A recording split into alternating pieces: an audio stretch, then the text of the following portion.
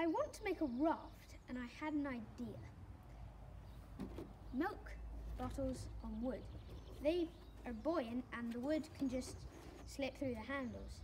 So if I have 4 of these and put some wood supports along it, hopefully we can have a raft. So now we have all 4 of our wood and milk bottle pieces. We're just going to use some wood from that end to this and screw them into each of these so we have a good solid raft. So we have our 3 wooden pieces. I should have realised that I needed 4, but I didn't realise that, so we just have 3.